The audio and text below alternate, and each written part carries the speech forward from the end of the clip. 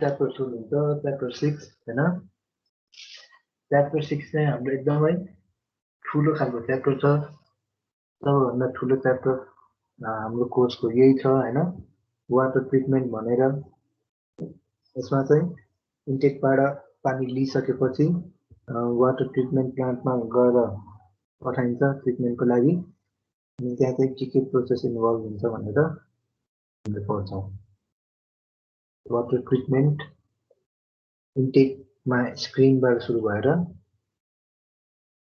लास्टमा miscellaneous ट्रिटमेन्टमा and हुन्छ हामी त्यसको कुरा अहिले गर्छौँ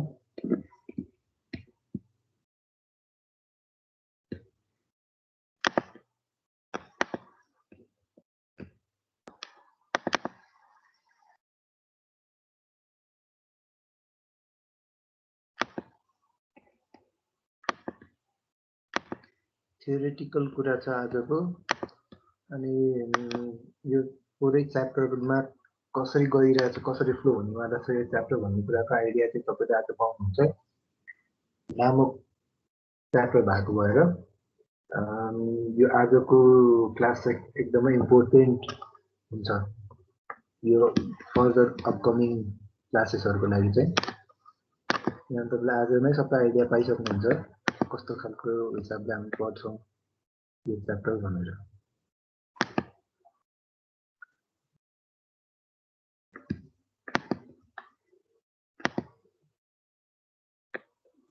वाटर ट्रिटमेन्टमा हामीले मेन याद गर्नुपर्ने कुरा चाहिँ के हो भन्दाखेरि तपाईँको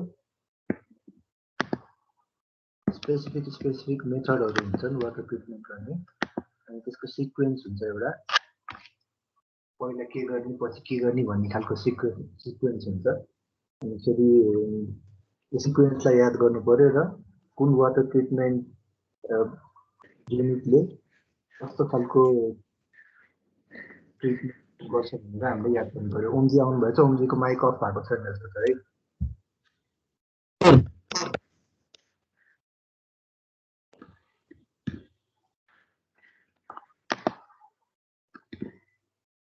सर हजुर सुन्नु भएको छ मेरो साउन्ड सुनिरहेको भन्नु न सर दुई चारवटा त्यो ओल्ड क्वेसनको क्वेसनहरू भेटाएको थियो सोधौँ कि भनेर भन्नु न सोध्नु न भन्नु त सर 21 सेकेन्ड है sir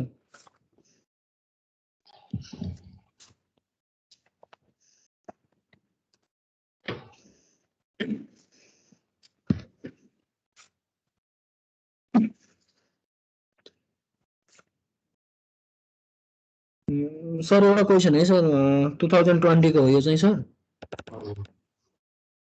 A typical scheme, draw typical scheme diagram of urban water supply system including pumping system. यो त हामीले गरिसक्यो हैन सर अनि if pumping system is stopped due to some reason, what is your opinion for other option? Other option हरु के हुन सक्छ सर अर्बन के भयो हामीलाई urban water supply system मा चाहिँ pumping system वाला typical scheme डायग्राम बना भनेको छ हैन सर वाटर सप्लाई को अनि त्यसमा यदि पम्पिङ सिस्टम चाहिँ कुनै रिजनले स्टप भयो भने अरु के अल्टरनेटिभहरु हुन्छ भनेर सोधिरहेको छ के सर पम्पिङ मात्र स्टप भएको हो हजुर सर पम्पिङ मात्र स्टप भएको भएदेखि त हामीले अर्को के गर्न सक्छौँ त भन्दा रिजर्भयरमा जति पानी छ त्यसलाई मेन्टेन गरेर युज गर्न सक्छौँ एउटा कुरा हैन पम्पिङ मात्रै पम्पिङ भनेको दुईटा खालको पम्पिङ हुन्छ कि एउटा चाहिँ रिजर्भमा भयरमा पानी लग्नको लागि पम्पिङ अर्को चाहिँ कि त रिजर्भयरबाट कन्ज्युमरसम्मको पम्पिङ कुन चाहिँ अब्स्ट्रक्ट भएको त्यो पत्ता लगाउने पहिला जस्तो सर पम्पिङ हामीलाई चाहिने भनेको लोअर एलिभेसनबाट हायर एलिभेसनको लागि मात्र त हो नि हैन सर हो त्यो अब्स्ट्रक्ट भइसकेपछि त्यो स्टोर भइराखेको पानी चलाउन सक्छौँ हामी अरू त के गर्न सक्छौँ र हैन पम्प बन्द भइसकेपछि रिजर्भयरमा हामीले जति पानी स्टोर गरेर राखेका छौँ त्यो चलाउन सक्छौँ अनि फेरि पानीको कन्ज्युमरलाई पानी बाँड्ने टाइम घटाउन सक्छौँ यदि कन्टिन्युअस सिस्टम छ भनेदेखि इन्टरमिटेन्ट गर्न सक्छौँ हैन हजुर सर त्यस्तै त्यस्तै कमन सेन्सको कुरा लगाएर भन्न सकिन्छ। पम्प काम गरेन भनिसकेपछि अब रिजर्भरमा पम्प नै हो नि होइन र सर? त्यो बाहेक अरू केही अल्टरनेटिभ त छैन, कुनै डिभाइसहरू छैन होला है सर? छैन। पम्प भनेपछि अब पम्प नचाहिने ठाउँमा पम्प राखेको हुँदैन होइन। हुँदैन राखेको ठाउँमा पम्प बिग्रिसकेपछि अब के उपाय हुन्छ त भन्दा स्टोर भइसकेका पानीलाई चलाउने मात्रै उपाय हुन्छ। त्यो हामीले कसरी चलाउन सक्छौँ त कन्टिन्युसलाई इन्टरमिडिएट गराएर गराउन सक्छौँ, अनि केही टाइम घटाउँदै घटाउँदै गर्न सक्छौँ होइन। पम्प फेर्नु मिल्दैन त नि त्यस्तोमा? पम्प फेर्ने त त्यो पनि अर्को अप्सन भइगयो नि। पम्प बिग्रियो भने पम्प फेर्ने त छँदैछ, बनाउने फेर्ने होइन। जस्तो त्यो अब रिजर्भरमा जस्तो अब तपाईँले भन्नुभयो अनुसार जस्तो केही त्यही रिजर्भरमा जति छ त्यति युज गर्नु त त्यति त अब सर्टेन मन्थहरूको लागि मात्र भयो सर। हामीले त अब पर्मानेन्टली रूपमा जानुपर्ने हुन्छ नि सर। अब हामीसँग अप्सन भनेको त्यस्तै त्यस्तै हो भने कि त हामीले त्यो बनाउनपट्टि जानु पर्यो होइन, कि त भएको कुरालाई प्रपर युटिलाइज गर्न जानु पर्यो। त्यति नै त्यही नै देखिन्छ। हो सर, अरू केही अप्सन छैन डिभाइसहरू त्यस्तो। अब पम्प बिग्रियो भनेदेखि के हुनसक्छ त अरू डिभाइस? हामीले त्यो सर त पहिला त्यही हाइड्रोलिक्समा साइफन भनेर पढेको थियौँ नि सर, एउटा कन्सेप्ट, त्यो युज गर्न सकिन्छ सर त्यो? साइफोन युज गर्न सकिन्छ, तर यदि त्यो पोसिबल छ भनेदेखि युज गर्न सकिन्छ। त्यो चाहिँ एउटा टेक्निकल सल्युसन भयो। ठिक हो ठिक हो, साइफोन युज गर्न सकिन्छ, तर त्यसको लागि प्रेसर एप्लिकेबल मेन्टेन गर्नु पर्यो होइन sir? -7.2 something pascal pressure upper रिजर्भरमा मेन्टेन गरेर हामीले जान सकिएला सर? सकिन्छ सकिन्छ। साइफोन भनेको तपाईँले माथि अपस्ट्रिम र डाउनस्ट्रिमको प्रेसर मेन्टेन गरेर होइन हजुर सर। त्यो गर्न एप्लाई गर्न सकिन्छ, मेथड एप्लाई गर्न सकिन्छ। त्यो पनि वान अफ द मेथड हुनसक्छ सल्युसनको। त्यो चाहिँ टुपाक्समा मात्रै सोधेको छ सर यो चाहिँ है सर, त्यही भएर हजुर कस्तो कस्तो टुपाक्समा सोधेको सिचुएसन यो सर। ए त्यो साइफोनको कुरालाई हामीले युज गर्न सक्छौँ। त्यो चाहिँ बत्ती युज नगरिकन नेचुरल खालको पानी transfer from lower elevation to higher elevation हुनसक्छ होइन। हजुर तर सर। त्यसको लागि पनि कम्प्लिकेटेड त हुन्छ नै, तर सल्युसन चाहिँ त्यो पनि एउटा हो।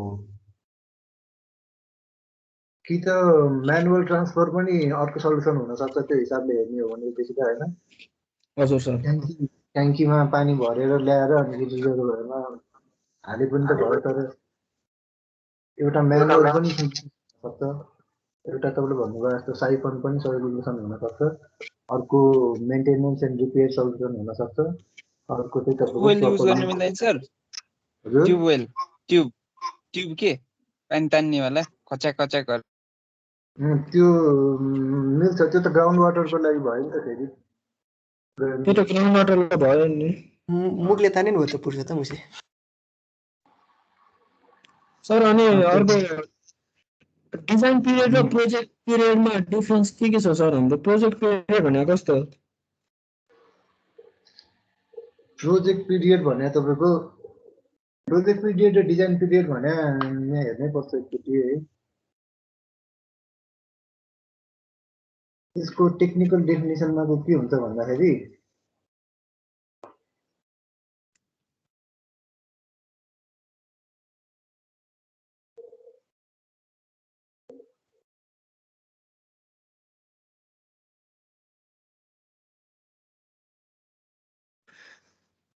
यहाँ कुन च्याप्टरमा छ कसरी मलाई भन्न सक्नुहुन्छ? बेस इयर भनेको चाहिँ तपाईँको क्वेसन, मैले यो क्वेसन ब्याङ्कको मात्र क्वेसन हेरेको, यो कुनमा हो सर थाहा नै भएन। तपाईँले डिजाइन पिरियड र प्रोजेक्ट पिरियडको कुरा गर्नुभयो होइन सर यो क्वेसन त यसरी सोधेको छ है sir, define design period of a water supply project, अनि what is difference between design period and project period भनेर सोधेको छ। त्यो मैले देखेको क्वेसन हो एकचोटि, यो मैले पनि देखाएको छु होइन। तर यसमा चाहिँ हामीले कसरी बुझ्नु पर्यो भन्दाखेरि डिजाइन पिरियड भनेको चाहिँ हामीलाई कुन पिरियडसम्म पानी चाहिन्छ, त्यो कुन पिरियडसम्म हामीले डिजाइन गरे हो त्योसम्मलाई हामी भन्छौँ। अनि बेस इयर भनेको चाहिँ तपाईँको सर्वे गरेको year plus base period base year होइन सर, प्रोजेक्ट पिरियड भनेको चाहिँ प्रोजेक्ट पिरियड हो। बुझेँ मैले प्रोजेक्ट पिरियड होइन। प्रोजेक्टको पुरै रन हुने पिरियडलाई चाहिँ प्रोजेक्ट पिरियड भनिन्छ। अनिखेरि हामीले जतिसम्म डिजाइनको लागि उ गरेका छौँ तपाईँले त्यो बेस पिरियडलाई नै प्रोजेक्ट पिरियड भनेर पनि भन्न सक्नुहुन्छ आई थिङ्क त्यो प्रोजेक्ट पिरियड भनेर उसले त्यो होल बेस पिरियड सहितको पिरियडलाई काउन्ट गरेको हुनसक्छ होइन त्यो ल्याङ्ग्वेज मात्रै फरक भएको हुनसक्छ डिजाइन इयर भनेको चाहिँ तपाईँको हामीले सप्लाई सुरु गरिसकेपछि कहिलेसम्मको लागि हामीले डिजाइन गरेको हो भने त्यो पिरियड डिजाइन पिरियड हो त्यसमा तपाईँले अगाडिपट्टिको बेस पिरियडहरू पनि जोड्यो भनेदेखि चाहिँ सो बेस पिरियड भनेको चाहिँ कस्तो छ हजुर हजुर बेस पिरियड भनेको कस्तो छ बेस पिरियड भने तपाईँको कम्प्लिसन हुनको लागि लाग्ने टाइम सर्वे इयरदेखि कम्प्लिसन हुनको लाग्ने टाइमलाई हामीले बेस पिरियड भन्नु परेको थियो योभन्दा अगाडि होइन बनाउनको लागि लाग्ने टाइम 2 देखि 3 वर्ष भन्ने हामीले पढाएको थियौँ नि त्यो चाहिँ बेस पिरियड भयो लाइक अब हामीले यो वर्ष सर्वे सक्यो भनेदेखि अब त्यो वाटर सप्लाई प्रोजेक्ट बनिसक्नलाई चाहिँ लाग्ने टाइमलाई बेस पिरियड भनिन्छ त्यो चाहिँ 2 देखि 3 वर्ष भयो होइन अनि डिजाइन पिरियड भनेको चाहिँ तपाईँको बेस कम्प्लिसन भइसकेपछि कहिलेसम्म त्यसले पानी सप्लाई गर्न सक्छ त्यो चाहिँ तपाईँको डिजाइन पिरियड भयो अनि सर्वेदेखि नै सर्वेको पिरियड चाहिँ बेस पिरियडमा काउन्ट हुँदैन होइन बेस पिरियड चाहिँ तपाईँको कहिलेदेखि मात्रै काउन्ट हुन्छ भन्दा सर्वे सकिसकेपछि अनिखेरि बेस पिरियड काउन्ट हुन्छ होइन त्यो हिसाबले हेर्दाखेरि प्रोजेक्ट भनेको त सर्वे पनि हो सर्वेदेखि नै प्रोजेक्टलाई हामी काउन्ट गर्ने कन्सेप्टले हेर्ने भनेदेखि सर्वेको period base period design period सबैलाई जोडेर हामीले टोटल प्रोजेक्ट पिरियड भनेर भन्न सक्छौँ त्यसरी टोटल प्रोजेक्ट पिरियड होइन प्रोजेक्ट पिरियड भनेको त्यही हिसाबले बुझौँ यहाँ बुकहरूमा कतै पनि छैन मैले खोज्न खोजे हो तर त्यसले भन्न खोजेको कुरा यदि लिटरल मिनिङमा जाने हो भनेदेखि प्रोजेक्ट पिरियड भनेको सर्वे गर्दाखेरि लाग्ने पिरियड अनि फेरि कन्स्ट्रक्सन गर्दाखेरि लाग्ने पिरियड र त्यसको पर्फर्मेन्स पिरियड यो तिनटालाई भन्न खोजेको हुनुपर्छ जस्तो लाग्छ मलाई यहाँ कतै पनि छैन त्यो कुरा बेस पिरियड र डिजाइन पिरियड भन्ने कुरा चाहिँ क्लियरली लेखाएको छ होइन बेस पिरियड भनेको सर्वे सकिसकेपछि बनाउनलाई कति टाइम लाग्छ त्यो चाहिँ बेस भनेर भनेको छ अनि बनिसकेपछि कहिलेसम्म पानी दिन्छ त्यसलाई डिजाइन भनेको छ तर अब सर्वे पिरियड पनि जोड्यो भने चाहिँ त्यो प्रोजेक्ट पिरियड हुन सक्छ सबै सर्वे पिरियड सर्वे गर्दाखेरि लागेको टाइम अनि फेरि कन्स्ट्रक्सन गर्दा लागेको टाइम र डिस्ट्रिब्युसन गर्न सक्ने डेटसम्मको टाइम चाहिँ टोटल प्रोजेक्ट पिरियड हुन सक्छ भन्ने मैले भन्न सक्छु प्रोजेक्ट वाइज है हुन्छ सर अनि अर्को एभिडेन्स छ है सर यहाँ त्यो कोलिफर्मको सर कोलिफर्मको हजुर भन्नु न त्यो कोलिफर्मको सर हामीले इन्डिकेटर अर्गानिजम पढ्यो सर इन्डिकेटर अर्गानिजम हामीले पढ्यौँ नि इन्डिकेटर अर्गानिजम भनेको इकोलाई अनिखेरि कोलिफर्म भनेर पढेनौँ त हामीले सर एउटा यस्तो छ है sir a dairy of Lalitpur was found that 2000 number of coliform in 100 ml of milk. What does it indicate? Is this milk recommended for the domestic purpose or not? भनेर सोधेको छ सर कति भेट्यो रे त्यो डाटा भन्नु त फेरि एकचोटि 2000 number of coliform in 100 ml यसको मिनिङ चाहिँ के हो अनि यो मिल्क चाहिँ रिकमेन्डेड डोमेस्टिक पर्पजको लागि युज हुन्छ कि हुँदैन भनेर भनेको छ सर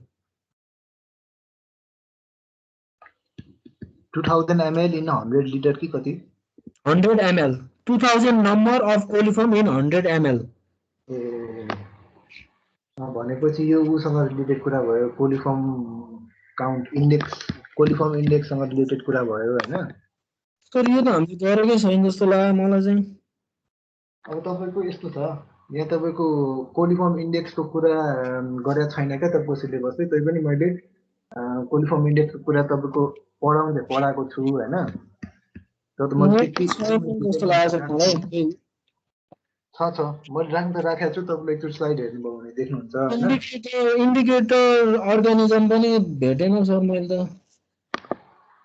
होइन मलाई त्यो इन्डिकेटर अर्गानिजम र यो कोलिफर्म इन्डेक्सको अलिकति इन्ट्रोडक्सन राखेको चाहिँ याद छ मैले त्यो बिसी पुन्मियाको बुकबाट हेरेर राखेको थिएँ तपाईँको यो डाक्टर भगवान सरको बुकमा चाहिँ थिएन होइन तपाईँको डाक्टर बिसी पुन्मियाकोमा यो कोलिफर्म इन्डेक्स भनेर एउटा टपिक छ त्यसमा अनि फेरि हामीले एउटा सानो न्युमेरिकल पनि गरेका थियौँ कि कोलिफर्म इन्डेक्सको 5वटा स्याम्पल छ भनेदेखि कोलिफर्म इन्डेक्स कसरी पत्ता लगाउने भन्दाखेरि सबैभन्दा लोएस्ट पोजिटिभको रेसिप्रोकल गरेर पत्ता लगाउने भनेर हामीले पढेका थियौँ अनि सानो न्युमेरिकल पनि गरेका थियौँ क्लासमा त्यसको कोलिफर्म इन्डेक्सको होइन त्यसले चाहिँ कति अनि पिएस के गरेको थियो क्या सर होइन होइन तपाईँले एकचोटि हेर्नु पर्यो होइन त्यो छ क्या स्लाइडमा एकचोटि राम्रो हेर्नु पर्छ तपाईँले किन भएको हुनसक्छ मैले भनेको त म बिर्सिनँ नि त गराएकै छ कि त्यो सर अब रिकमेन्डेड गर्न सकिन्छ कि सक्दैन सर यसको मिनिङ एकचोटि पनि भनिदिनु न अब कतिसम्मको कोलिफर्म इन्डेक्स चाहिँ मिल्कमा एक्सेप्टेबल हो भन्ने डाटा हामीलाई थाहा हुनुपर्छ फर्स्टमा होइन 200 नम्बर इन 100 ml एक्सेप्टेबल हुने कि नहुने भन्ने कुराको पत्ता लगाउनको लागि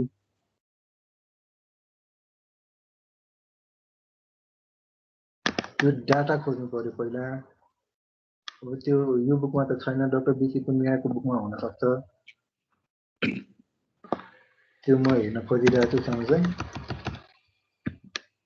क्वालिटी अफ वाटर भनिसकेपछि तपाईँको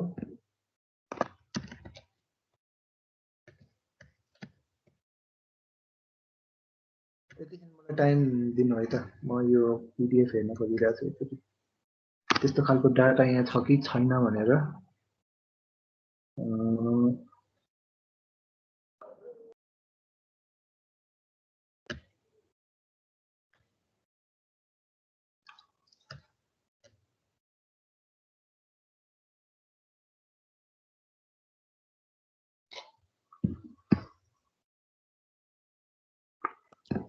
मलाई चाहिँ त्यस्तो छ जस्तो लागेन है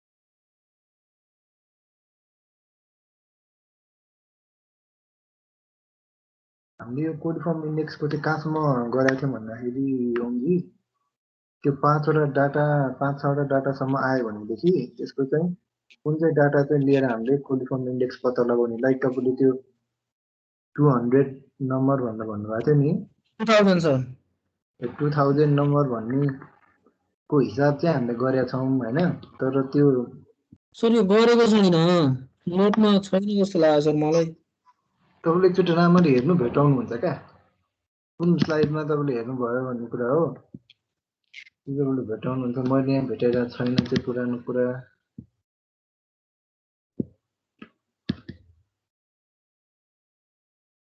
सर अहिले हजुरले भनिदिँदा पनि भयो नि सर म खोजिरहेको छु त्यो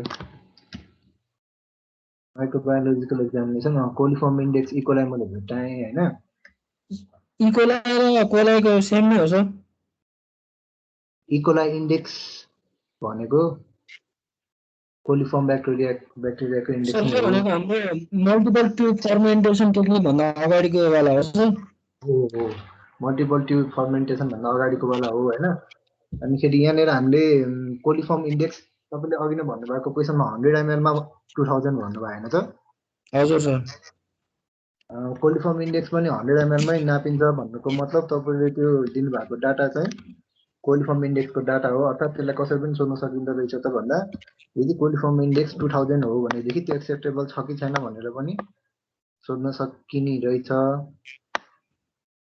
हाम्रो कोलिफर्म इन्डेक्सको फर्मुला छ सर यहाँ त रेसिप्रोकल अफ 0.01 भनेर छ सर अनि 0.001 भन्दा पछाडिको भ्यालु चाहिँ नेगेटिभ जस्तो लाग्यो है सर अनि तपाईँले त्यो स्लाइड हेरेर भन्नुभएको हो कि के हेरेर भनिराख्नु भएको त्यो स्लाइड हजुरले पठाउनु भएको लेख्नु भएको होला सर हो त्यसको अनुसार चाहिँ कोलिफर्म इन्डेक्स हामीले कतिसम्म गरेका थियौँ भन्दाखेरि यदि हामीले 5 वटा जति टेस्ट गरेका छौँ भनेदेखि सबैभन्दा लोएस्ट पोजिटिभ आउने भ्यालु चाहिँ हाम्रो कोलिफर्म इन्डेक्स हुन्छ भनेर भनेको थियौँ क्या। भन्नुको मतलब सपोज 5 वटा टेस्ट हामीले गरेका छौँ होइन, हजुर सर।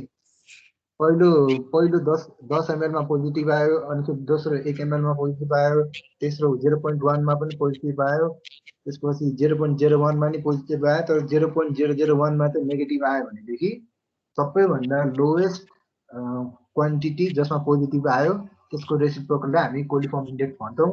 अनि कोलिफर्म इन्डेक्स भनेको चाहिँ number of probable coliform bacteria per 100 ml हो भनेर हामीले हेरेका थियौँ त्यो कुरालाई। भन्नुको मतलब यदि यहाँनिर तपाईँले सबभन्दा लोएस्ट पोजिटिभ के देख्नुभयो त? हामीलाई 5 वटा वाला भ्यालु दिएन नि सर, कसरी गर्नु सर यसको? अब तपाईँको क्वेसनमा 2000 चाहिँ कोलिफर्म इन्डेक्स, अब त्यो खानुहुन्छ कि हुँदैन भनेर सोधेको थियो होइन? 2000 कोलिफर्म इन्डेक्स होइन होला सर, 2000 नम्बर अफ कोलिफर्म हो। त्यसैलाई पनि कोलिफर्म इन्डेक्स पनि भन्न सकिन्छ क्या। कोलिफर्म इन्डेक्सको के भन्छ डेफिनिसनै त्यही हो होइन। अब मैले यहाँनिर हेर्दै गइरहेको छु, यहाँनिर एउटा ऊ रहेछ, टेबल जस्तो रहेछ है। त्यो टेबलमा चाहिँ तपाईँको त्यो एमपिएन को टेबल पनि युज हुन्छ र यसमा? एमपिएन भनेको छुट्टै कुरा हो, कोलिफर्म इन्डेक्स भनेको छुट्टै कुरा हो। कोलिफर्म इन्डेक्स भनेको चाहिँ तपाईँको क्वान्टिटेटिभ एनालाइसिस भयो, एमपिएन भनेको चाहिँ तपाईँको प्रोबेबिलिस्टिक कुरा हो। अनि एमपिएन अलिकति बढी एक्युरेट पनि हुन्छ होइन। मैले डाटा चाहिँ यहाँनिर एउटा टेबल हेरेको छु, त्यहाँ छ भनेदेखि छ, छैन भनेदेखि छैन। MPN should be less than 1 per 100 ml भनेर भनेको छ होइन। अनि कोलिफर्म इन्डेक्सको चाहिँ त्यहाँ कुरा गरेको छैन। कि त हामीले कोलिफर्म इन्डेक्सबाट एमपिएन पत्ता लगाउनु पर्यो, अनि त्यसपछि हामीले यो भ्यालु युज गर्न सक्छौँ। कुन भ्यालु त? MPN should be less than 1 per 100 ml भन्ने कुरालाई हामीले युज गर्न सक्छौँ। एकचोटि एमपिएन पत्ता लगाउने प्रोसेसमा एकचोटि हेरौँ।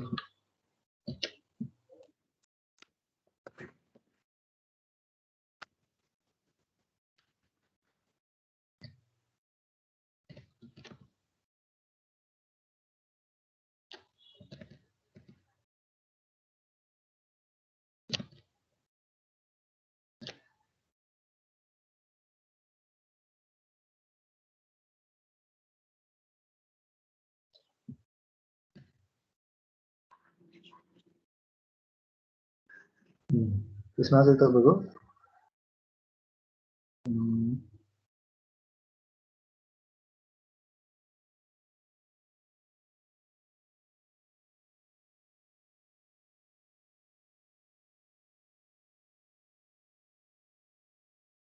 एमपिएन 1 भएको केसमा चाहिँ स्क्रिन शेयर गर्नु भएको छ कि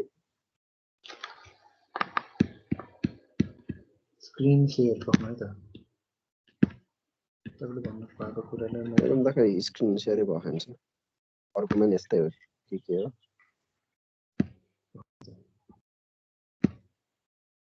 सर हामीले चाहिँ कोलिफर्म जहिले नै पर 100 ml मा मेजर गर्ने हो सर। हो, अब मैले तपाईँले भनेको कुरा यहाँनिर स्क्रिन देखिराख्नु भएको छ तपाईँले? किताब आयो सर, आयो सर। छैन सर किताब क्या? आयो सर, आयो। आइरहेको छ होइन? यो तपाईँको आइरहेको छ। एमपिएन को टेबल चाहिँ हामीसँग यहाँनिर लिमिट छ होइन। अघि न मैले एउटा तलपट्टि टेबलमा चाहिँ के पत्ता लगाएको थिएँ भन्दाखेरि एमपिएन को भ्यालु 1 भन्दा कम हुनुपर्छ एक्सेप्टेबल भनेर त्यहाँ लेखाएको थियो। अनिखेरि यहाँ चाहिँ तपाईँको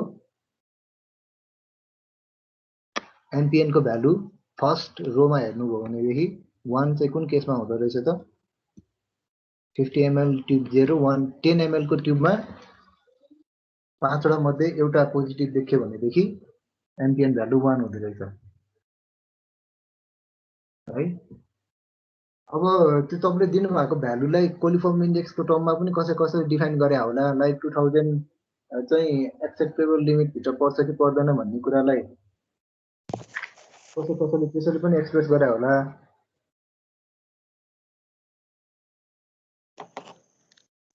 अब सर यसो 100 ml को अनुसार लिने हो भने त एमपिएन को भ्यालु 20 आउने भयो हैन सर? कसरी 20 आउँछ एमपिएन भ्यालु? अब प्रोबेबिलिस्टिक मेथडमा जानुपर्छ। यहाँ त तपाईँको 50 ml ट्युब एउटा छ, अनिखेरि 10 ml को ट्युब 5 वटा छ। बुझ्नु भएन? प्रोबेबिलिटीको कुरा आउँछ क्या, त्यति सजिलो छैन, त्यही भएर हामीले टेबल युज गरे हो हैन एमपिएन को लागि। क्याल्कुलेसन गरेर अनिखेरि टेबल बनाएर राखेको क्या सजिलो हुन्छ भनेर। जस्तो अघि जुन 2000 लाई क्वालिटेटिभ त्यो के रे कोलिफर्म इन्डेक्स त लिनै सकेन किनभने पर 100 ml मा दिएको भ्यालु हो। अनि कोलिफर्म इन्डेक्स भनेर पनि कतिवटा ब्याक्टेरिया पर 100 ml त हो नि। लाइक म तपाईँलाई यहाँनिर अर्को पेजमा म देखाएँ भने तपाईँ क्लियर हुनुहुन्छ है। यहाँनिर कोलिफर्म इन्डेक्स एन्ड इकोलाई भनेर तपाईँले यहाँनिर देख्नु भएको छ होइन? टपिक देख्नुभयो? स्लाइड चेन्ज गर्नु भएको सर, यहाँ चेन्ज भएको छैन। बिस्तारै आउँदैछ होला। मैले तपाईँलाई स्लाइड होइन बुक देखाएँ। बुक आइरहेछ बुक। सर आयो सर। अनि त्यहाँनिर तपाईँले 4th लाइनतिर हेर्नुभयो भनेदेखि के देख्नुहुन्छ त? The approximate or probable number is none as coliform index per millilitre or per 100 ml भनेर लेखेको देख्नुहुन्छ होइन? हो सर। त्यो भन्नुको मतलब 100 ml मा दिएको भनेको कोलिफर्म इन्डेक्स हो र त्यसलाई प्रोबेबल नम्बर पनि भनिन्छ, तर मोस्ट प्रोबेबल नम्बर भनेको चाहिँ अर्कै कुरा हो भनेर हामीले बुझ्न सक्छौँ। अब कतिसम्म फिजिबल छ छैन भनेर चाहिँ त्यो मैले बुझ्न खोजिरहेको छु। यो कतै मैले पनि डाटा सर भेटिरहेको यसको यसले के रिप्रेजेन्ट गर्छ भनेर पनि सोधिरहेछ क्या सर हामीलाई चाहिँ। मैले त्यसको लागि अर्को एउटा कुरा मैले यहाँनिर भेटाएको भन्दा चाहिँ यहाँनिर एउटा टेबल भेटाएको छु मैले होइन? बुझ्नुभयो? देख्नुभयो यो टेबल इन्क्लाइन खालको टेबल छ। म यसलाई रोटेट गर्न ट्राई गर्छु है त। रोटेट भ्यू सर स्लाइड नै रोटेट यसलाई मैले कति गर्नु पर्यो त भन्दा क्लकवाइज गर्नु पर्यो होइन त। अब यहाँनिर तपाईँले यो पेजमा चाहिँ सबभन्दा तल्लोपट्टि केसम्म चाहिँ देख्नुहुन्छ भन्दाखेरि 5-10 ml को पोर्सन लिँदाखेरि एमपिएन लेस देन 1 पर 100 ml हुनुपर्छ आइसिएमआर कमिटीको अनुसार होइन? डब्लुएचओ को अनुसार not more than 10% for all portion भनेर भनेको छ। युएसपीएचएस को अनुसार not more than 10% for all samples. यहाँ नम्बर वाइज दिएको छैन।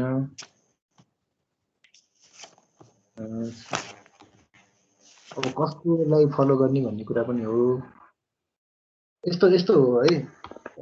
तपाईँले त्यहाँ मिथको कुरा गरिरहेको छ होइन त? हो सर। यसको एन्सर चाहिँ कुनै पनि डाउट नराखिकन यो कोलिफर्म इन्डेक्स हामीले टलरेट गर्दैनौँ भन्ने नै एन्सर हुन्छ हुन चाहिँ होइन? किनभने मिल्कमा कन्टामिनेसन हामीले टलरेट खासै गर्दैनौँ, तर कसको आधारमा हामीले यो कुरा भनिरहेछौँ भन्ने कुरालाई हामीले स्टेट गर्नुपर्ने हुन्छ होइन?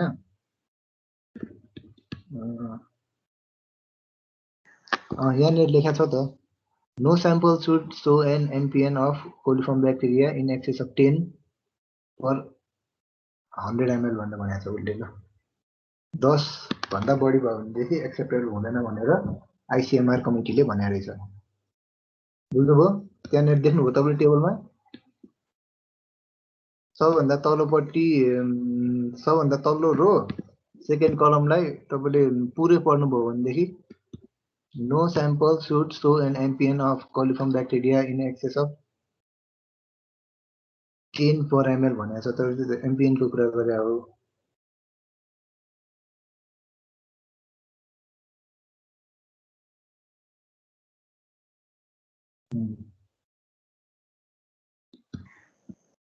हामी टलरेट गर्दैनौँ नै इन्डिकेटर भनेर मिनिङ खोजेको चाहिँ के को आधारमा हो सर? कसरी मिनिङ लेख्ने भन्ने नै बुझ्दैन के सर? फेरि सोध्नु तपाईँ सोधेको कुरा। त्यही sir what does it indicate भनेको यो नम्बरको आधारमा जाने हो कि कोलिफर्म इन्डेक्सको आधारमा जाने हो भनेर के सर? उसले चाहिँ 100 ml मा 2000 देख्यो भनेर सिधै भन्यो क्या होइन? त्यो हजुर चाहिँ अब पोली त्यसको फर्म मिनिङ चाहिँ के हुन सक्छ सर? त्यसको मिनिङ चाहिँ अब कतिवटा स्याम्पल टेस्ट गरेछ भन्ने कुरा हामीलाई भनेन त्यहाँ होइन। त्यो हजुर नभनिसकेपछि सर हामीले त्यो एमपिएन निकाल्न सकेनौँ है। नत्र हामीले टेबल हेरेर निकाल्न सक्थ्यौँ। अनिखेरि एमपिएन निकालिसकेपछि यहाँनिर एमपिएन चाहिँ सकेसम्म 1 भन्दा कम हुन्छ। अनिखेरि 10 भन्दा कम चाहिँ बढी चाहिँ कुनै पनि हालतमा हुनु हुँदैन भनेर यहाँनिर लेखिएको छ। तर एमपिएनको लागि हामीले कतिवटा टेस्ट गरेछ भन्ने कुरा पत्ता लगाउनु पर्यो। टेबल हेरेर पत्ता लगाउँदा टेबलमा तपाईँको एउटा 50 ml अनि 5वटा ml वाला मात्र टेबल थियो। अब हाम्रो किताबमा अर्को हिसाबले दिएको छ भनेदेखि त्यसलाई पनि हामीले याद गर्नु पर्यो। तर यसको एन्सर भनेको चाहिँ तपाईँले कसरी पनि लेख्न सक्नुहुन्छ त भन्दा 2000 लाई हामीले टलरेट गर्न सक्दैनौँ भनेर पनि लेख्न सक्नुहुन्छ।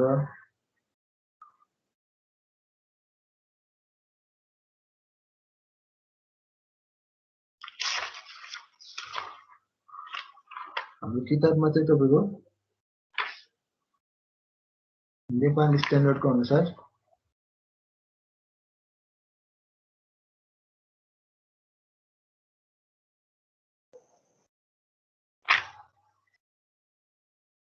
डाटा मैले खोजिरहेको छु है त।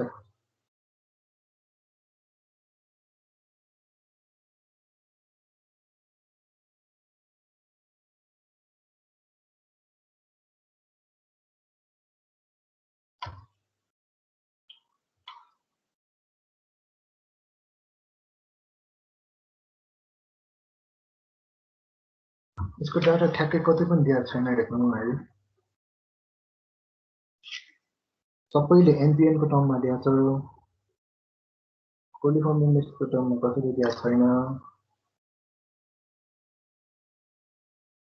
यसलाई तपाईँले अर्को ल्याङ्ग्वेजको हिसाबले कसरी पनि लेख्न सक्नुहुन्छ त भन्दा अब त्यसमा अरू कुरा त लेखेको छैन होइन। त्यो 10 ml 100 ml मा 2000 देख्यो भनेर मात्र भनेको छ। त्यो हिसाबले हामीले त्यसको एमपिएन अज्युम गरेर भन्न सकिरहेको हुन्थ्यो।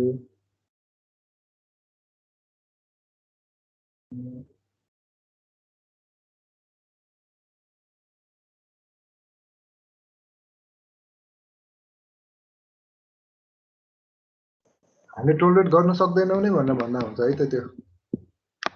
किनभने कोलिफर्म यहाँनिर तपाईँले इन्भाइरोमेन्टल हाइजिन कमिटीको कलम हेर्नु हो भनेदेखि तल no coliform organism are tolerated भनेर भनेको छ नि 5th कलमले। त्यो आधारमा तपाईँले अलिकति भएपछि पनि डिसरिगार्ड त्यो गर्न सक्नुहुन्छ। तर उसले नेपाली स्ट्यान्डर्डको भनेर सोधेको भएदेखि चाहिँ स्पेसिफिकल्ली हामीले नेपाली स्ट्यान्डर्डको एन्सर दिनुपर्ने हुन्थ्यो। अब कुन स्ट्यान्डर्डको आधारमा फिजिबल छ कि छैन हामीलाई सोधेको छैन उसले। त्यो हिसाबले हामीले कुनै एउटा छानेर यो लास्ट कलम छानेर मिल्कमा हामीले टलरेट गर्न सक्दैनौँ त्यति भनेर भन्न चाहिँ सक्ने भयो हो कि होइन भन्नु त। अरू के उपाय छ? सर अब रिकमेन्ड छ कि छैन भन्ने नि केही आधार त चाहियो नि त सर। चाहिँ हो त्यो यो 5th कलम हेर्नु न त। त्यस भएदेखि इन्भाइरोमेन्टल हाइजिन कमिटी भन्ने त्यसले तलपट्टि no coliform organism are tolerated भनेको छ होइन। हजुर सर। त्यो हिसाबले त हामीले के भन्न सक्यो? त्यो टलरेट गरेनौँ हामीले भनेर भन्न सक्यौँ। हामीले कतिवटाको कुरा गरिरहेको छौँ यहाँ 5-10 ml को पोर्सनको कुरा गरिरहेको छौँ। कति ml को सर? 5वटा चाहिँ 10 ml को पोर्सनमा कति देखिन्छ भन्ने कुरा गरिरहेका छौँ। त्यसमै तपाईँको सर नो यसो कोलिफर्म गरौँ न, यो च्याप्टर सर यो टपिक भोलि एकचोटि राम्रोसँग हेरेर आएर सबैले हेरेर आएर त्यसपछि यसलाई भोलि पढौँ सर। आज नयाँ च्याप्टर त्यो पढ्ने होइन सुरु गरौँ न। कन्फ्युजनमा किन पढिराख्ने यसरी? ठिक हो। यसको डाटा एकचोटि हेरेपछि मात्रै थाहा हुन्छ है। मैले खासमा अब के गर्नुपर्ने हुन्छ भन्दा नेपाली स्ट्यान्डर्डले के भन्छ भन्ने कुरालाई मैले प्रायोरिटी दिनुपर्ने हुन्छ। त्यसको डाटा खोज्नुपर्ने हुन्छ। डाटा खोजेर ल्याएर अनि भन्नु है ओमजी।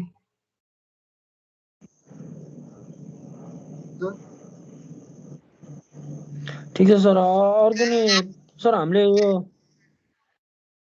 भन्नु त भन्नु। So describe briefly the activity involved in planning and design of water supply project भनेर गरेको छ सर हामीले यो।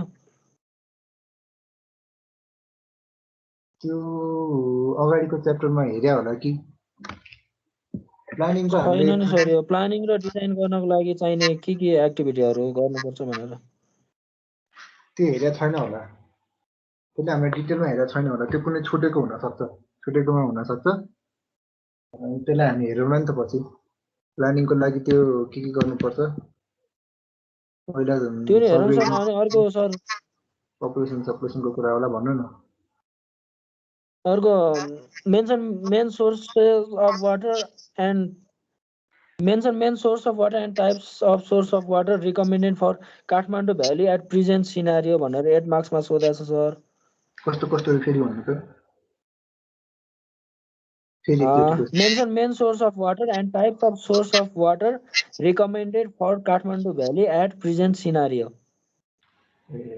अब त्यसको लागि तपाईँले अलिअलि जेनरल नलेज युज गर्नुपर्ने हुन्छ काठमाडौँ भ्यालीको लागि होइन।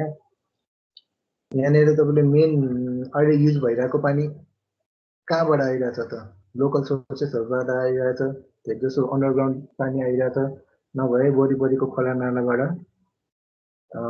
सप्लाई भइरहेको छ। हामीले सकेसम्म रेकमेन्ड गर्दाखेरि ग्राउन्ड वाटर रेकमेन्ड गर्न मिलेन। हामीले रेकमेन्ड गर्ने भनेको वरिपरिको स्वच्छ स्प्रिङ खोलाबाट पानी ल्याएदेखि राम्रो भनेर भन्नु पर्यो। त्यही त होला। सोर्सेस अफ वाटरलाई हामीले भन्नुपर्दाखेरि एउटा अन्डरग्राउन्ड सोर्सेस हुनेको भ्यालीभित्रै, अर्को चाहिँ तपाईँको वरिपरिको सर्फेस वाटर सोर्स हुनेको। त्यसमा तपाईँले रिभर स्प्रिङहरूलाई एउटा छुट्टै भन्न सक्नुहुनेको। रेन वाटर हार्भेस्टिङ एउटा स्पेसिफाइड सोर्सबाट ल्याउने आधारमा भन्दा हुन्छ होला नि सर। जस्तो सर हामीले अहिले मेलम्चीबाट ल्याइरहेछौँ नि सर। हो, अब पहिला पोसिबिलिटी के छ भनेर भन्नु होइन। अनि त्यसमा चाहिँ यो चाहिँ एकदम राम्रो हो भनेर भन्नु क्या। लाइक पोसिबिलिटी भनेको अन्डरग्राउन्ड पनि पोसिबिलिटी हो, सर्फेसमा स्प्रिङ रिभरहरू राम्रो खालको त्यो पनि पोसिबिलिटी हो, रेन वाटर हार्भेस्ट गरे पनि त्यो पनि अर्को पोसिबिलिटी हो। अझ आजकल त फग वाटर हार्भेस्टिङ पनि हुन्छ, तर काठमाडौँमा फग धेरै लाग्दैन, त्यही भएर त्यस्तो हार्भेस्टिङ हुँदैन भनेर देख्नु होला। त्यसपछि सबभन्दा राम्रो चाहिँ स्प्रिङको सर्फेस वाटर हो, त्यसपछिको चोइस भनेको रिभरको सर्फेस वाटर हो भनेर भन्नु होला होइन र। अरू त्यसमा के थप्न सकिन्छ? खै सर 8 मार्क्समा सोधेको छ, कसरी लेख्ने आइडिया नै अलिकति भएन क्या सर, त्यही भएर। तपाईँले सर्फेस वाटर सोर्सेस अफ वाटरलाई डिस्क्राइब गरिदिनु न। त्यसमा टाइप अफ सोर्सेस अफ वाटरलाई डिस्क्राइब गर्नु, underground rain water harvesting, surface वाटरको 2-3टा प्रकार होइन। पहिला त्यसलाई डिस्क्राइब गर्नु, त्यसपछि हाम्रो काठमाडौँ भ्यालीको लागि एकदमै धेरै क्वान्टिटी अनि एकदमै राम्रो क्वालिटी चाहिने भएको भएर हामीले अन्डरग्राउन्ड चाहिँ प्रिफर गर्दैनौँ क्वालिटीको हिसाबले होइन। अनिखेरि क्वान्टिटीको हिसाबले अलिकति धेरै क्वान्टिटी भएको राम्रो वेस्ट वाटर डिस्पोजल नभएको रिभर सर्फेस वाटर त्यसरी डिस्क्राइब गर्न सक्नुहुन्छ। अलिअलि चाहिँ तपाईँले त्यसमा देख्नुपर्ने हुन्छ आफ्नो जेनरल नलेज। त्यस्तो खालको क्वेसन आइरहेको हुन्छ गरेर।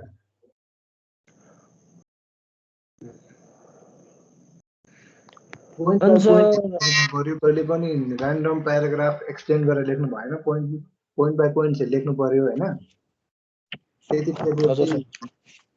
अनि आफू पनि कन्फ्युज भइँदैन क्या। भन्नु न, के भन्न खोजेको भन्नु त। यो त भयो होइन सर। सर एउटा sir explain the significance of indicator organism in drinking water quality monitoring भनेको छ सर। यो चाहिँ हामीले लगभग हेरेका छौँ होइन। इन्डिकेटर अर्गानिजम भनेको चाहिँ तपाईँको यस्तो खालको अर्गानिजम हो जुन चाहिँ एकदमै धेरै नम्बरमा हुन्छ क्या तपाईँको।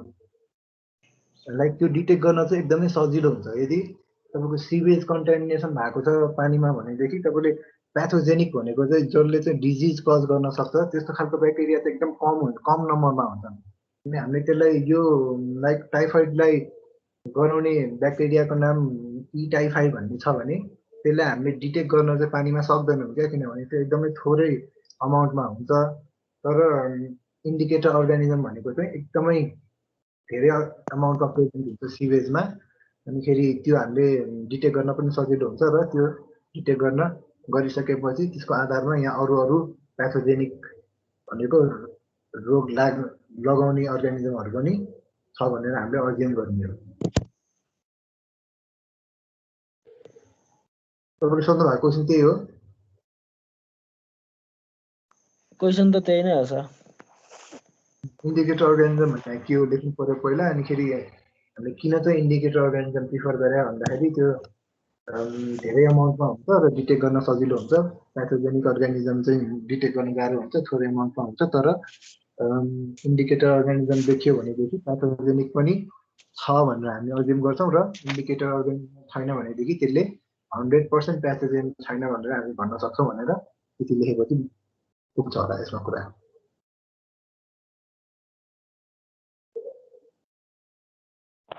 हुन्छ सर।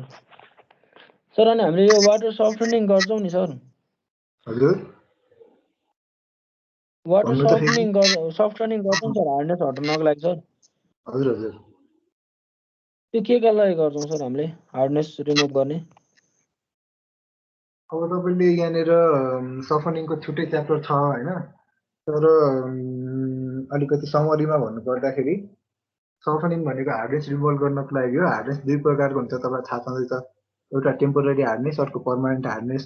हार्डनेसले गर्ने बेफाइदाहरू पनि के हो तपाईँलाई थाहा छँदै नै छ। डेरी इन्डस्ट्रिजहरूमा प्रब्लम क्रिएट गर्ने, अनिखेरि ल्यादरहरू नआउने होइन, अनिखेरि त्यो वाटर बोइलरमा एयरहरू बस्ने, भाँडाकुँडा बिगार्ने होइन, डिपोजिसन हुने मिनरलको, त्यस्तो कुराहरूलाई नहोस् भनेर भन्नको लागि हामीले सफनिङ गर्ने हो। क्याल्सियम म्याग्नेजियम हाम्रो जिउको लागि अलिअलि त चाहिन्छ पनि, त्यो हिसाबले हामीले अलिअलिसम्मको त्यो हार्डनेस टलरेट पनि गर्छौँ।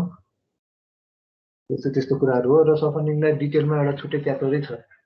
त्यसमा तपाईँको टेम्पोरेरीलाई कसरी हटाउने, पर्मानेन्टलाई कसरी हटाउने। टेम्पोरेरीलाई त उमाल्यो भने हट्छ भन्ने हामीलाई थाहा छँदैछ होइन।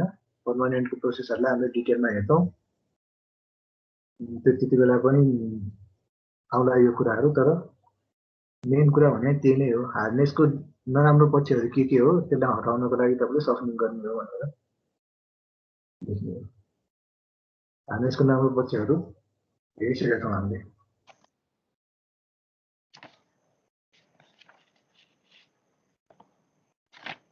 अर्को के छ भन्नु त सर? अनि explain the different method of forecasting future population of a city for which of water supply scheme is to be design. Population फोरकास्टको लागि के मेथडहरू छ sir? Water supply scheme arithmetic, geometric, अनिखेरि के भन्छ त्यो इन्क्रिमेन्टल, डिक्रिमेन्टल, यिनीहरू छ नि पपुलेसन फोरकास्टिङ मेथड भन्छ। त्यही नै डिस्क्राइब गर्ने हो सर? त्यही डिस्क्राइब गरिदिनु। यहाँ अर्बन भन्यो त केही पनि भने छैन सर। त्यही भएर सबै डिस्क्राइब गरिदिनु। अर्थमेटिक, जियोमेट्रिक, इन्क्रिमेन्टल, डिक्रिमेन्टल होइन। अनि अर्थमेटिक कस्तोमा युज हुन्छ, जियोमेट्रिक कस्तोमा युज हुन्छ भन्ने भनिदिनु।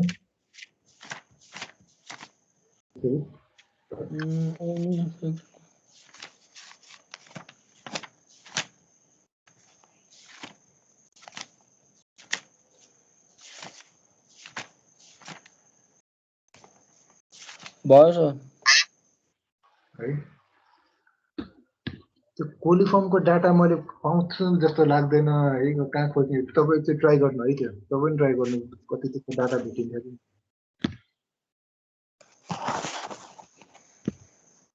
हुन्छ सर।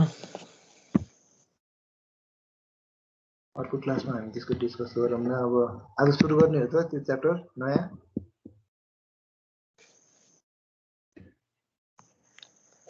हुन्छ सर। तपाईँको अझ आधी घन्टा जति हामीसँग छँदैछ। देख्नुभयो त यो? देखिरहेको छु sir.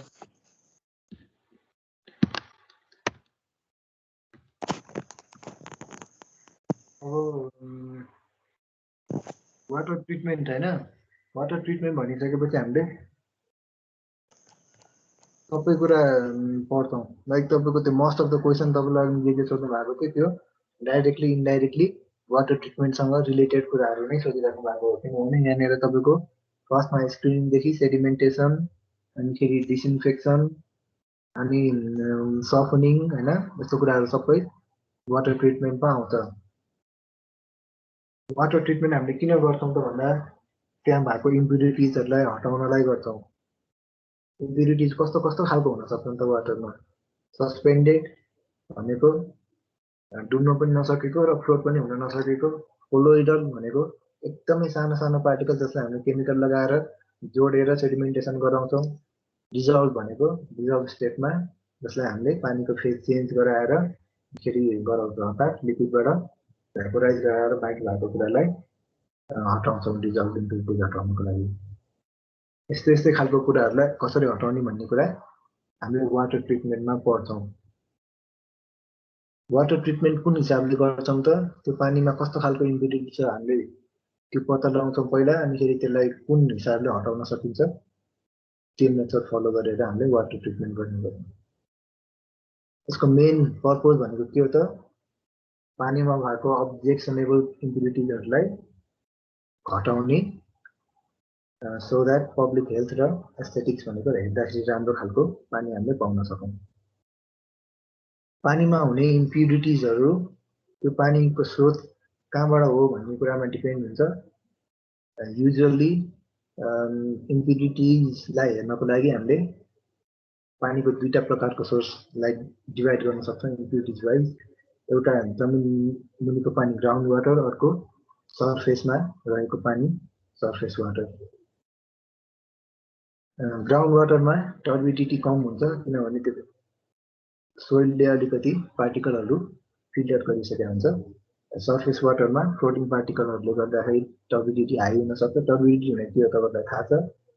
Capability of water to block light passing through it भनेर कुरा थाहा छ। माइक्रोबायोलोजिकल कन्टामिनेसन ग्राउन्ड वाटरमा धेरै हुन्छ, सर्फेसमा पनि धेरै हुन्छ। डिजल्भ अक्सिजन ग्राउन्ड वाटरमा अलिकति कम हुन्छ किनभने त्यो फ्लो भइरहेको हुँदैन। सर्फेस वाटर अनि फेरि एटमोस्फियरसँग ओपन कन्डिसनमा पनि हुन्छ र कुनै कुनै सर्फेस वाटर फ्लो पनि भइरहेको हुन्छ। त्यही भएर इट डिपेन्ड्स अन कस्तो खालको कन्डिसन हो त्यसमा। डिजल्भ सलिडहरू ग्राउन्ड वाटरमा धेरै हुन्छ सर्फेसमा भन्दा। इनअर्ग्यानिक कम्पाउन्डहरू पनि ग्राउन्ड वाटरमै डिजल्भ भएको बढी हुन्छ सर्फेसमा भन्दा। अनि यो कार्बोनेट सल्फेटहरू पनि ग्राउन्ड वाटरमै बढी हुन्छ, हार्डनेस पनि ग्राउन्ड वाटरमै बढी हुन्छ। यो त हामीलाई थाहा छँदैछ। जमिन मुनिबाट तानेको पानीमा कार्बनको गाज कम आउँछ भनेर, होइन? डिफरेन्स बिट्विन दिज इम्प्युरिटिजले चाहिँ तपाईँलाई के डिटरमाइन गर्छ त? कस्तो खालको ट्रिटमेन्ट प्रोसेस हामीले फलो गर्ने। फर इक्जाम्पल सर्फेस वाटरलाई हामीले ट्रिट गरिरहेको छौँ भने त्यसमा सफनिङ गर्नुपर्ने अवस्था नआउन सक्छ किनभने त्यो पहिलेदेखि नै सफनिङ लिमिटभित्र हुनसक्छ। भने ग्राउन्ड वाटरलाई हामीले गरिरहेछौँ भने त्यहाँ सफनिङको रिक्वायरमेन्ट एसेन्सियल हुन जान सक्छ, होइन? त्यो हिसाबले मैले तपाईँलाई दुईटा खालको सोर्स, दुईटा खालकोमा प्रिभ्यालेन्ट हुने खालको इम्प्युरिटिजहरू यसरी यहाँनिर टेबलमा देखाएको छु।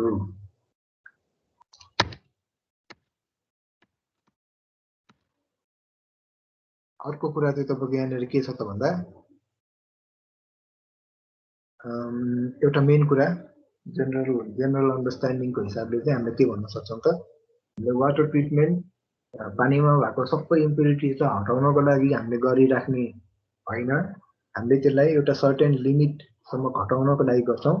अनि त्यो लिमिट चाहिँ कुनै एउटा हामीले फलो गरिराखेको वाटर स्ट्यान्डर्डभित्र पर्न आउने बेलासम्म हामीले त्यो इम्प्युरिटिजलाई घटाउने गर्छौँ है।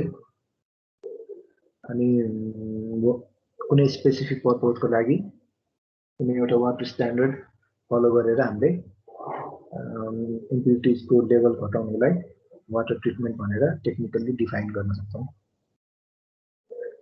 6.1 मा हामीले अब्जेक्टिभ्स अफ वाटर ट्रिटमेन्ट भनेर टपिक दिएको छ। अब्जेक्टिभ्स भन्नाले हामीले किन चाहिँ वाटर ट्रिटमेन्ट गरिरहेका छौँ, त्यो गर्नुको हाम्रो मोटिभ के हो त भन्ने कुरालाई हामीले यहाँनिर डिस्क्राइब गरिरहेका छौँ। हामी किन वाटर ट्रिटमेन्ट गरिरहेका छौँ त? त्यहाँ भएको कलर, डिजल्भ भएको ग्यासहरू अनि मर्किनेसलाई हामीले टर्बिडिटी पनि भन्न सक्छौँ। कलर, ग्यास, टर्बिडिटी हटाउनको लागि एउटा कारण हो। वाटर ट्रिटमेन्ट गरेको हैन। अर्को भनेको त्यसको नराम्रो टेस्ट र गन्ध हटाउनको लागि हामीले वाटर ट्रिटमेन्ट गरे हो। अर्को वान अफ द अब्जेक्टिभ के हुन सक्छ, त्यहाँ भएको प्याथोजेनिक ब्याक्टेरिया भनेको रोग लगाउन सक्ने क्षमता भएको ब्याक्टेरिया त्यो हटाउनलाई हामीले गरिराखेका हुन सक्छौँ। त्यो हटायो भने के हुन्छ त, पानी सेफ फर ड्रिङ्किङ पर्पजेस हुन जान्छ। त्यसपछि हामीलाई रोग नलाग्दैन त्यो पानी खाँदा। अर्को भनेको हार्डनेस हटाउनको लागि है। हार्डनेसको धेरै बेफाइदाहरू छन्। यदि त्यो बेफाइदा हामीले नबेहोर्ने हो भनेदेखि रिमुभल अफ हार्डनेस गरेर हामीले वाटर ट्रिटमेन्ट गर्न सक्छौँ। अर्को भनेको कुनै कुनै स्पेसिफिक इन्डस्ट्रियल पर्पजेसहरूको लागि एउटा सर्टेन क्वालिटी अफ पानी चाहिन्छ। For example steam generation, brewing, dyeing, यिनीहरूको लागि छुट्टै एउटा प्रकारको क्वालिटी अफ पानी चाहिन्छ। त्यो क्वालिटीको पानी हामीले उपलब्ध गराउनको लागि पहिला त्यो हिसाबको वाटर ट्रिटमेन्ट गर्छौँ। फेरि इन्डस्ट्रीलाई त्यो क्वालिटीको पानी सप्लाई गर्छौँ। यसको मेन प्रिन्सिपल चाहिँ यस्तो खालको हो। त अगाडि हामी बढ्छौँ। यहाँनिर चाहिँ अघि नै हामीले वाटर ट्रिटमेन्टको कुरा गऱ्यौँ। त्यसले हामीले अलिकति पिक्चरमा देखाउन खोजेका छौँ। वाटर ट्रिटमेन्ट गर्ने हाम्रो मेन बेसिस चाहिँ केमा भर पर्छ त, हामीले के ट्रिटमेन्ट चुज गर्ने भन्ने कुरा केमा भर पर्छ त, पानीमा कस्तो खालको इम्प्युरिटी छ त्यसमा बेस भएर हामीले ट्रिटमेन्ट चुज गर्ने गर्छौँ। र लेभल अफ कन्सन्ट्रेसन अफ इम्प्युरिटिजमा पनि तपाईँको हामीले चुज गर्ने ट्रिटमेन्ट प्रोसेस भर पर्छ होइन। ट्रिटमेन्ट प्रोसेसलाई तपाईँले ब्रोडली एकचोटि हेर्ने हो भनेदेखि यहाँनिर एउटा डायग्राम देखाएको छ। यो डायग्राम अलिकति तपाईँले बुझ्नुभयो भनेदेखि लगभग थियोरिटिकल क्वेसनहरू लेख्नलाई तपाईँलाई ल्याङ्ग्वेजको खाँचो पर्दैन है। अनि फेरि यो फिगर बनायो भनेपछि अलिकति जहिले पनि थ्योरीमा फिगर बनाउने बानी गर्नु होला। यसमा के देख्नु भएको छ तपाईँले, सबभन्दा माथिपट्टि लेफ्टबाट के आइरहेछ, र वाटर आइरहेको छ। त्यसलाई तपाईँले इन्टेक भनेर बुझ्नु होला। सबभन्दा माथिपट्टि लेफ्टमा इन्टेकबाट हामीले पानी ट्याक्क छान्यौँ। इन्टेकमा पानी छान्ने बेलामा त्यहाँनिर स्क्रिन राखेको छ। स्क्रिन भनेको जाली, जाली भनेको फलामको जाली जस्तो रोटेटिङ पनि हुनसक्छ, स्लाइडिङ पनि हुनसक्छ। स्क्रिन पनि धेरै प्रकारको हुन्छ, तर त्यसमा हामीले स्क्रिन राखेर फ्लोटिङ र ठुल्ठुलो सस्पेन्डेड पार्टिकलहरूलाई त्यहाँनिर छेकिदिन्छौँ। त्यो चाहिँ इन्टेकनिर हुन्छ स्क्रिनहरू। त्यसपछि त्यहाँबाट हामीले पानी लगेर प्रिलिमिनरी सेटलिङ ट्याङ्कमा राख्छौँ। प्रिलिमिनरी सेटलिङ ट्याङ्क भनेको चाहिँ केही पनि केमिकल युज नगरिकन ग्राभिटीको माध्यमबाट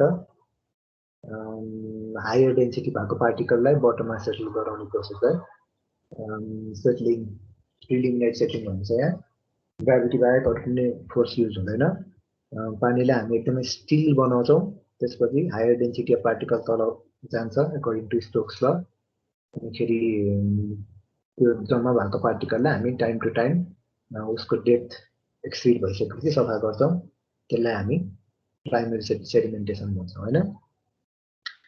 स्टिल वेल भनेको तपाईँको माथिपट्टि रहेको सफा पानीलाई जम्मा गर्ने ठाउँलाई स्टिल वेल, जुन तपाईँको प्राइमरी सेडिमेन्टेसन पछि हामीले पाउँछौँ।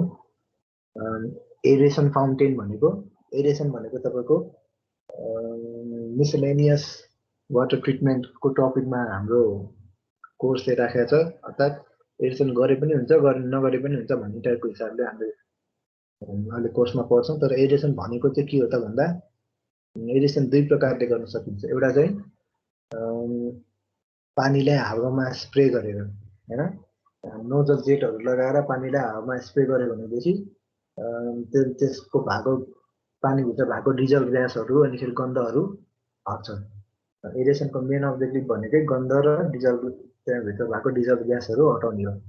एउटा चाहिँ हामीले नोजल जेटबाट हावामा स्प्रे गरेर गर्न सक्छौँ। अर्को चाहिँ हावा नै पानीमा इन्जेक्ट गरेर, प्रेसराइज हावा पानीमा इन्जेक्ट गरेर बबल्सहरू सानो सानो क्रिएट गरेर अनिखेरि त्यहाँ भएको डिजल्भ ग्यास र दुर्गन्धलाई हामीले हटाउन सक्छौँ।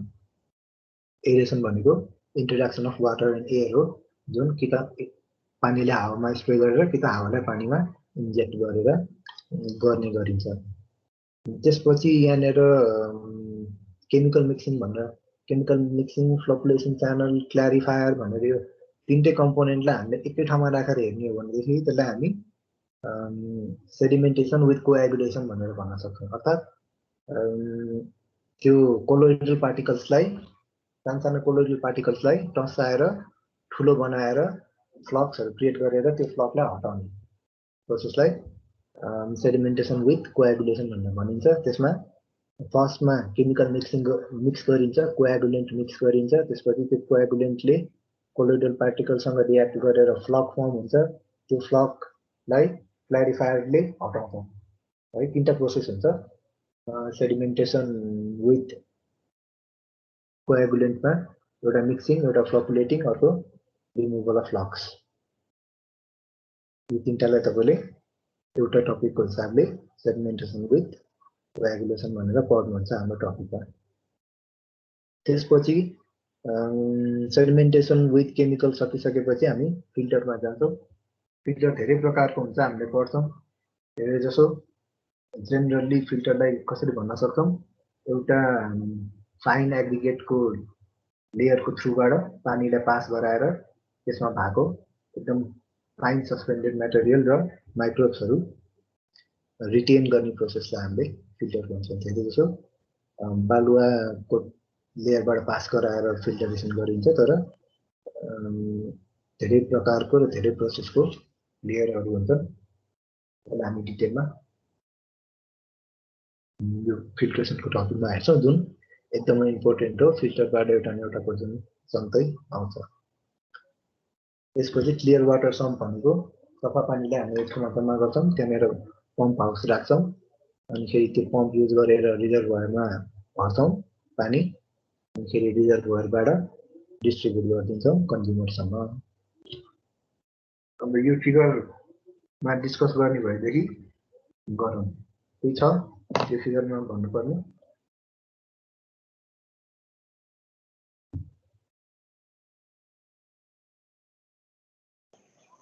ठिकै छ सर।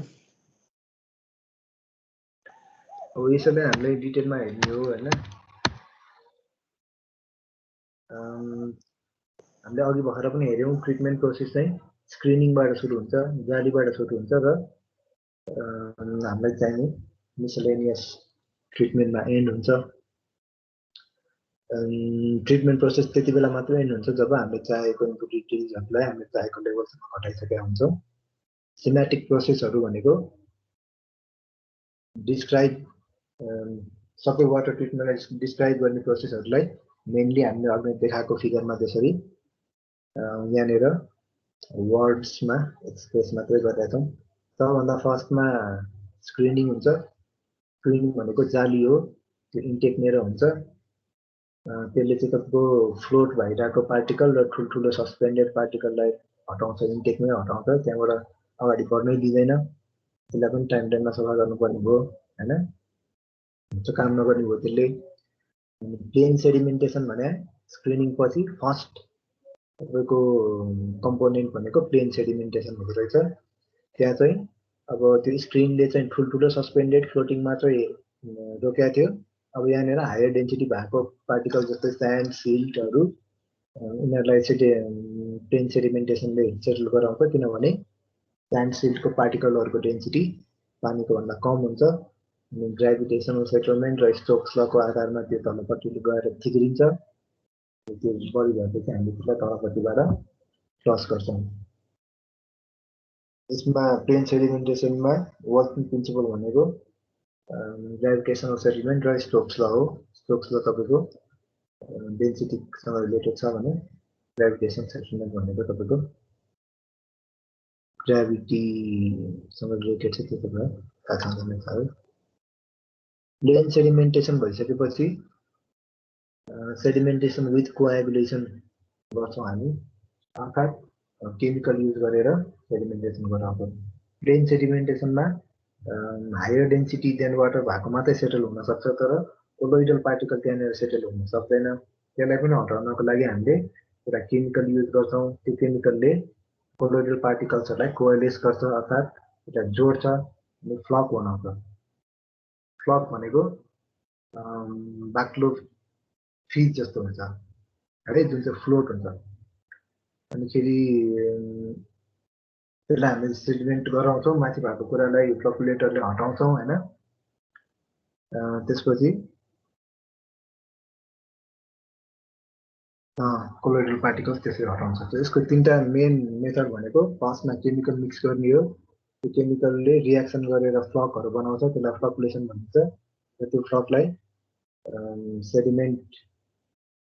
सेडिमेन्टेसन गराएर पहिलाको प्लेन सेडिमेन्टेसन जस्तै हटाउन सकिन्छ। त्यसपछि फोर्थ भनेको तपाईँको अघिल्लोकोमा तपाईँको सेडिमेन्टेसन विथ कोएगुलेसनमा फिगरमा तीनटा पार्ट देखाएको थियो, एउटा मिक्सिङ च्याम्बर, एउटा फ्लकुलेसन च्याम्बर, एउटा क्ल्यारिफायर भनेर। यो तीनटालाई तपाईँले मिक्सिङ, फ्लकुलेसन र सेडिमेन्टेसनसँग रिलेटेड पार्टहरू भनेर बुझ्नु पनि सक्नुहुन्छ। फिल्ट्रेसन भनेको सबै प्रकारको सेडिमेन्टेसनहरू सकिसकेपछि अब पानीमा भएको अझै फाइनर पार्टिकलहरू र माइक्रोब्सहरू पनि यसले अलिअलि रिमुभ गर्छ फिल्ट्रेसनले। फिल्ट्रेसनको मेन प्रिन्सिपल भनेको पानीलाई कुनै पनि एउटा फिल्टर मिडियमको थ्रुबाट पास गराउने हो, जुन धेरै जस्तो स्यान्ड हुन्छ। र यसले सस्पेन्डेड र कोलोइडल इम्प्युरिटिज मात्र होइन, कति प्रकारको माइक्रो अर्गानिजमहरूलाई पनि यसले हटाउँछ।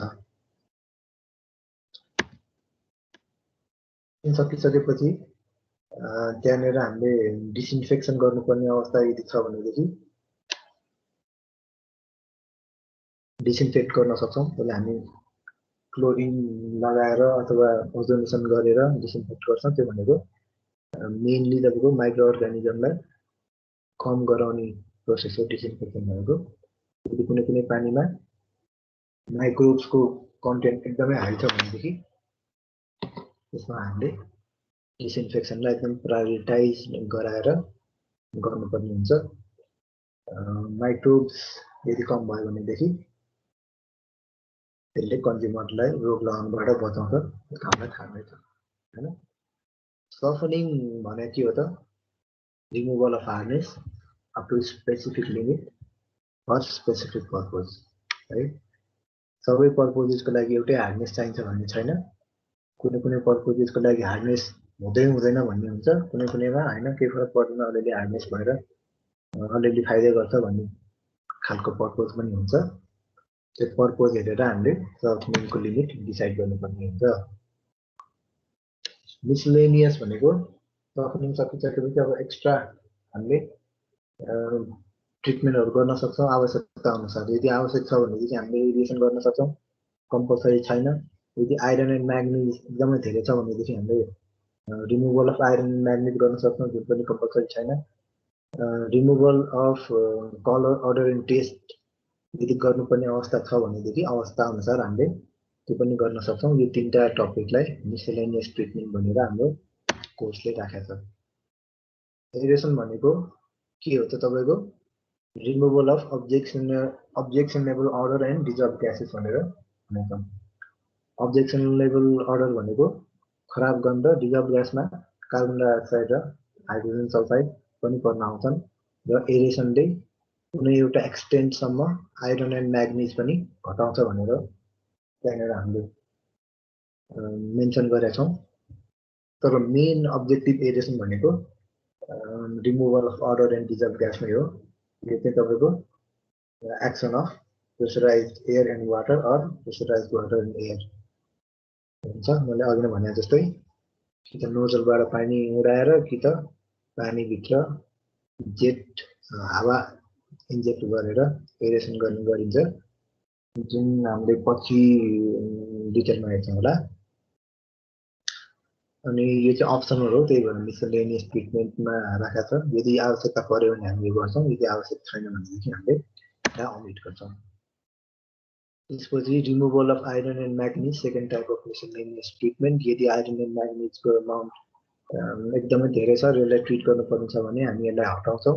यो धेरै जसो ग्राउन्ड वाटरको लागि गर्ने गरिन्छ, किनभने ग्राउन्ड वाटरमा आइरन एन्ड म्याग्निजको कन्टेन्ट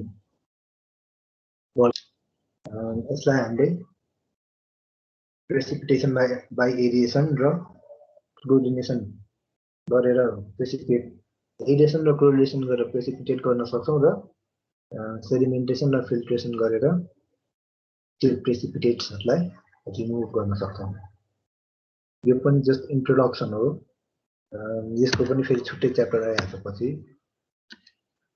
त्यसपछि removal of colour odour and taste भन्नु भनेको छ। कलर अर्डर एन्ड टेस्ट तपाईँको दुइटै हेल्थ र अपियरेन्सको हिसाबले इम्पोर्टेन्ट छ। हेर्दाखेरि नराम्रो पनि हुन्छ र यसले स्वास्थ्यलाई पनि असर गर्छ।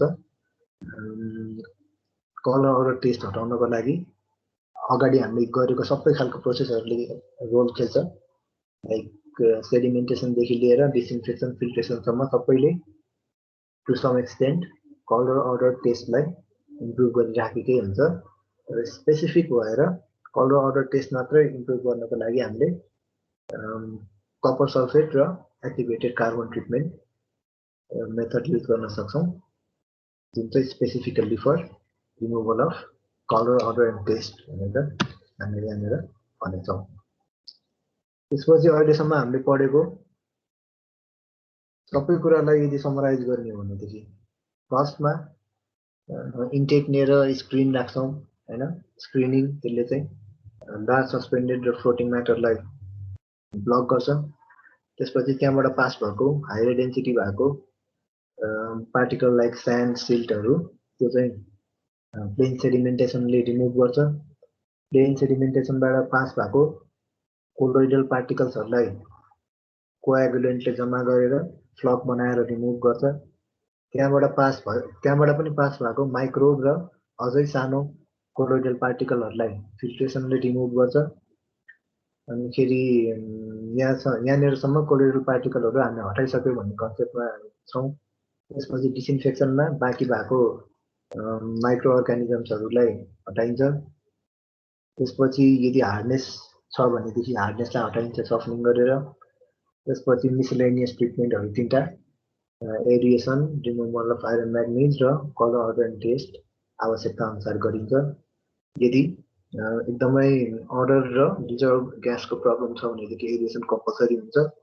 ग्राउन्ड वाटरको लागि आइरन म्याग्निजको रिमुभल कम्पलसरी हुन्छ। कलर अर्डर टेस्टको कुरा तपाईँको आवश्यकता अनुसार हामीले हेरेर डिसाइड गर्न सक्छौँ। यसरी हामीले मेनली यो प्रोसेस फलो गर्छौँ सुरुदेखि अन्त्यसम्म भनेर हामीले यहाँनिर लिस्ट आउट गऱ्यौँ। अब यो प्रत्येक टपिकलाई हामीले डिटेलमा हेर्छौँ, त्योभित्र सब टपिकहरू हुन्छन्। कुनै कुनै केसमा न्युमेरिकल क्यालकुलेसनहरू हुन्छन्, अनि कुनै कुनै केसमा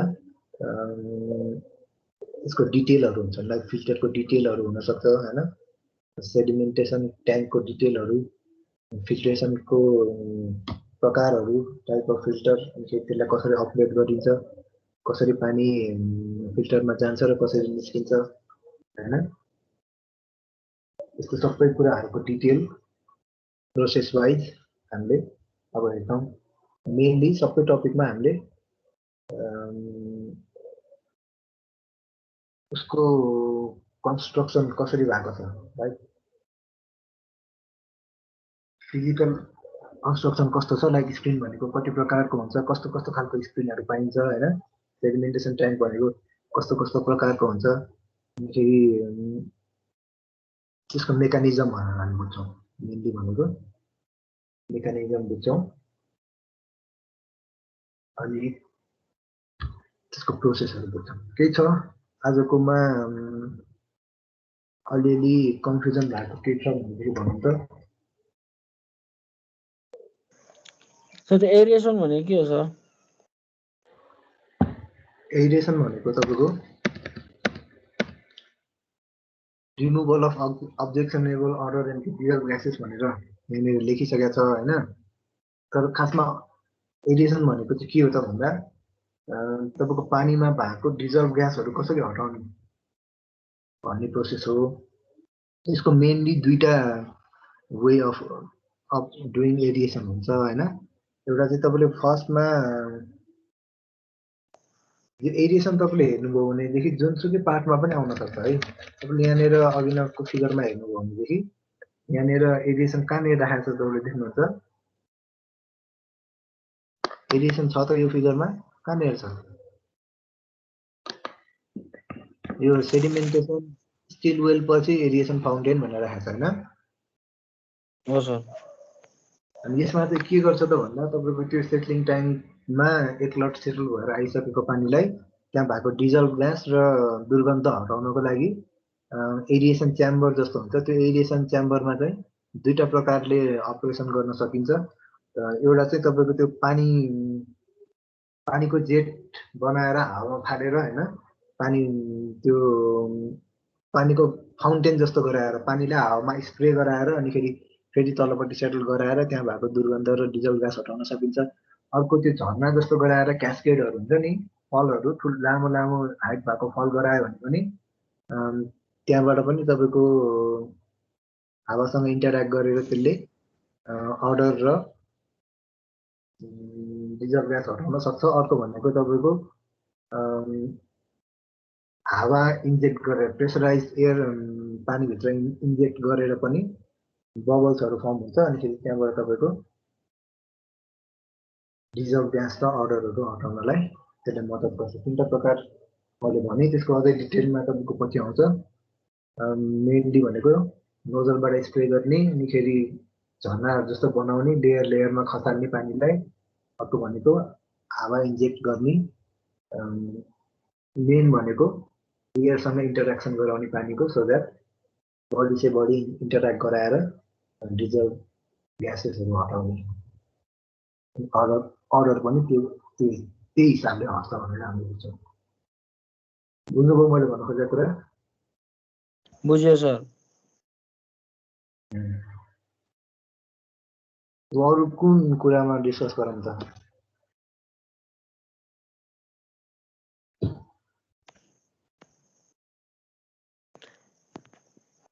यति नै गरौँ होला सर आजलाई है। आजलाई हामीले त्यसो भए यहाँनिर स्टप गर्छौँ। अर्को क्लासमा उम्जीको क्वेसन के थियो? एउटा मैले भनेको एमपिएन वाला कुरा गर्नु भएको थियो होइन, 2800 सर। त्यो र त्यो वाटर सप्लाई प्रोजेक्टको ए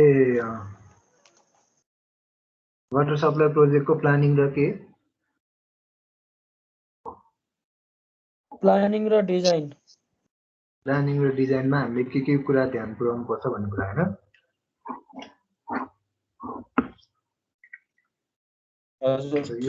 हामीले एड्रेस गरिसकेपछि अनि फेरि हामीले त्यो फर्स्ट टपिक स्क्रिनमा जान्छौँ, स्क्रिनिङमा। अनि त्यो टपिक बाई टपिक हामीले गर्छौँ। स्क्रिन पछि सेडिमेन्टेसन होइन, सेडिमेन्टेसन पछि सेडिमेन्टेसन विथ केमिकल,